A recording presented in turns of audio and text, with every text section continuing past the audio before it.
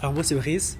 Voilà, j'ai commencé par les Sylves sur un cursus très généraliste et puis j'ai voulu me spécialiser. Donc je suis parti à Oteria, qui est une école de spécialisée en cybersécurité. Et actuellement je suis en alternance dans une start-up. Bonjour, je m'appelle William Ayoub et je suis étudiante en deuxième année à l'ESILV, l'école supérieure d'ingénieurs de Léonard de Vinci, au bachelor ingénierie numérique. Bonjour à tous, je m'appelle Adrien, donc je suis aussi étudiant en bachelor ingénierie numérique mais en troisième année donc à l'ESIL. Actuellement je suis sur la problématique de OP Mobility qui est la suivante: comment automatiser un graphe de connaissances des vulnérabilités en cybersécurité. En fait, toute la problématique réside dans le fait qu'il n'y a pas assez d'actualisation en temps réel des vulnérabilités chez OP Mobility.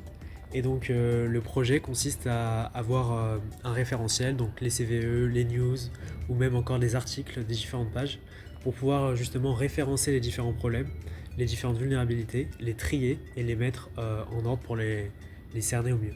On a décidé de travailler sur la deuxième problématique qui est sur la furtivité numérique, un problème avec les enquêteurs qu'on pourrait beaucoup retrouver aujourd'hui.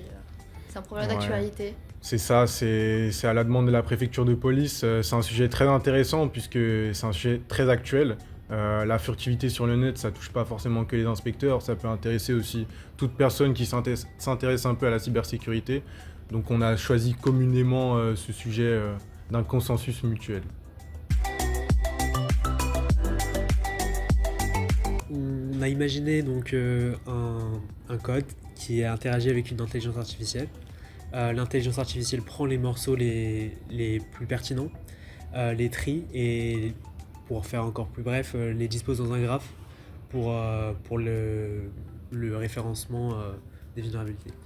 Alors, en vulgarisant très rapidement la solution, on part sur le principe d'un serveur qui est capable de se connecter à plusieurs machines simultanément, tout en étant à un endroit pas forcément spécifique, c'est-à-dire qu'il peut se connecter à n'importe quelle machine juste en ayant un point d'entrée côté serveur.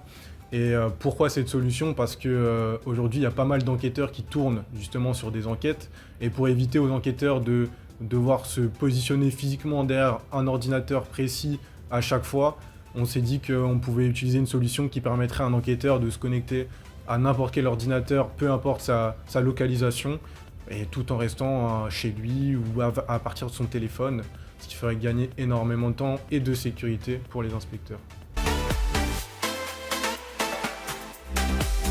Très instructif. Le hackathon a été une source de rencontre aussi des différentes personnes.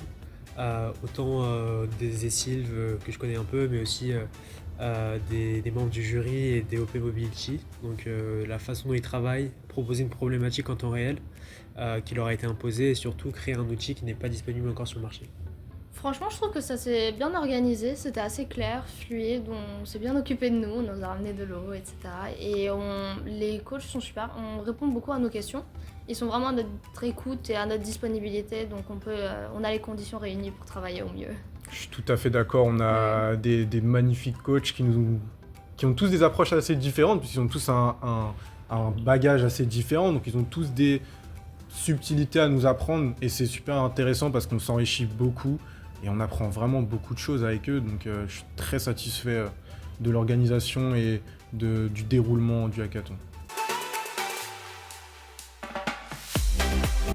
Oui, j'ai pu apprendre en fait toute la partie sur la donnée que j'avais pas forcément eu dans un contexte très cyber.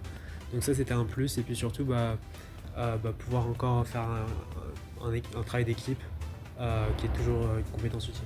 Me concernant, le pitch, j'en faisais déjà pas mal, donc j'ai su parfaire ma maîtrise des pitchs. Concernant le travail d'équipe, c'est toujours une bonne solution parce que là, on va dire qu'on s'est vraiment mis à cœur tous ensemble sur une vraie solution, quelque chose qui a vraiment porté quelque chose de nouveau à une vraie problématique actuelle, pas simplement un cas d'école. Donc je pense que oui, cette notion de travail d'équipe, de répartition des tâches, elle a été assez importante pour moi, et je pense que par rapport à ça, j'ai gagné pas mal de compétences là-dessus. Oui, je suis totalement d'accord avec toi et je pense aussi que vraiment une richesse qu'on a eue lors de cette expérience, c'est que tout notre groupe était vraiment investi sur ce projet et notre problématique, puisqu'on était tous d'accord dès le début à vouloir travailler sur cette problématique-là. Et donc, personnellement, j'ai aussi beaucoup appris en compétences techniques, puisque ce serveur en question, j'en avais pas vraiment entendu parler avant. Et donc, j'ai pu comprendre comment ça marchait, voir comment ça marche. Et forcément, oui, c'est une idée qui nous saute aux yeux aujourd'hui, la connaissance, qui puisse vraiment s'adapter dans ce milieu-là. Et d'autres, pourquoi pas.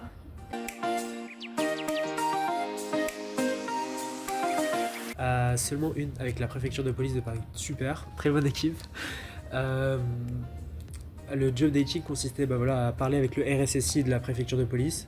Donc on n'était pas délaissés puisque c'est quand même le responsable. Et il nous a proposé donc sa mission qui était de gérer leur application interne.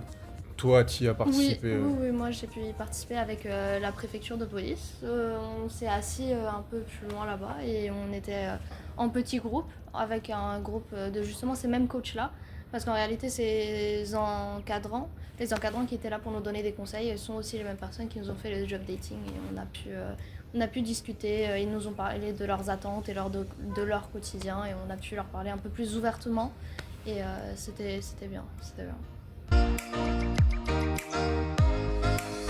Ouais, moi je pense que étant donné qu'on est au campus cyber, une idée qui pouvait être intéressante, c'est d'essayer de réaliser une sorte de pentest automatisé pour toutes les applications, parce que c'est vrai qu'aujourd'hui la première PME, elle ne sait pas si elle est sécurisée ou pas, et la cybersécurité est très peu encore démocratisée aux petites structures, et donc ce qui serait peut-être intéressant, ce serait d'évoluer sur une sécurité très globale, peut-être pour un prochain hackathon.